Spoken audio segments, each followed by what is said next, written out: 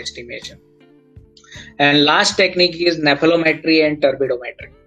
So what is the application of nephelometry and turbidimetry? So it is main used to determining the scattering of the light by suspended particle present in the colloidal as well as the sample solutions.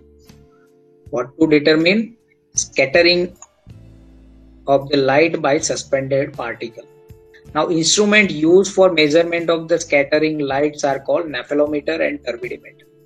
Turbidimeter is same like our spectrophotometer, nephelometer having a something different arrangement. And the choice between nephelometry and turbidometry depend on the fraction of the light scatters. This light scattering by the particle which are present in the colloidal system is called Tyndall effect. So this question was asked in previous year GPAT paper. What is Tyndall effect? So light scattering by the particle that is present in the colloids, or as well as suspension, which is called Tyndall effect or Tyndalling. Now what is nephelometry, when we have to use nephelometry, and what is turbidometry, when we have to use turbidometry? So nephelometry, it is used for measurement of the scattered light by suspended particle at right angle to the incident beam. Okay, and this method is mainly for the low concentration suspension, where low concentrations of particles are there. So nephelometry is used for the measurement of the scattered light, and turbidimetry, it is used for the measurement of the transmitted light. So these might be asked, measurement of scattered light, nephelometries are used. Another way, nephelometry is applicable for low concentration suspension.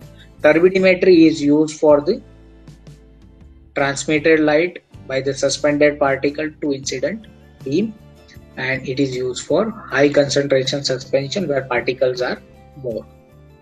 So I think it is clear to you. Nephelometry, measurement of the scattered light; turbidometry, measurement of the incident transmitted. It is for transmitted light, and nephelometry is used for determination of the low concentration suspension, and turbidimetry is used for the determination of the high concentration suspensions. Now what is meaning of reflections versus scattering? When reflections of the light is occur and when scattering is occur? So if light is allowed to pass through the solution having a suspended particle, in this case reflection will take place when the dimension of the suspended particle are larger than wavelength of the incident light. Okay, so when reflection is occur, dimension of the suspended particle present in the suspension are larger than the incident light.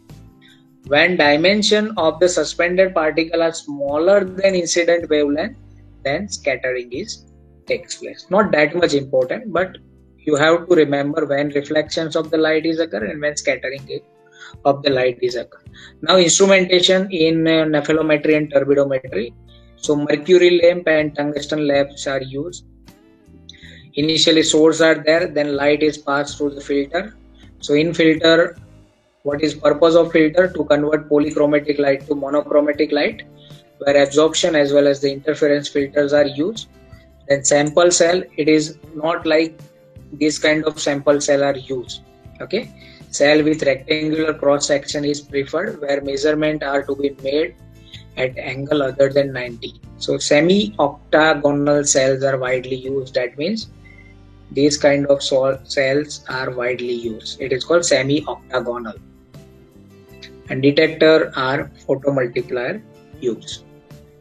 Now what is application of the nephelometry? So nephelometry have been applied to quantitatively determination of the various protein and other antigen in blood serum, urine, CSF fluid such as lipoprotein, immunoglobulin, complement factor, RH factor and immune complexes.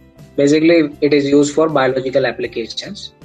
It is also used to measure the cell size, determination of the benzene percentage in alcohol if both are mixed together, amount of amino acid, vitamin and antibiotics, determination of the protein, air and water pollutions, turbidity titrations and molecular weight determinations.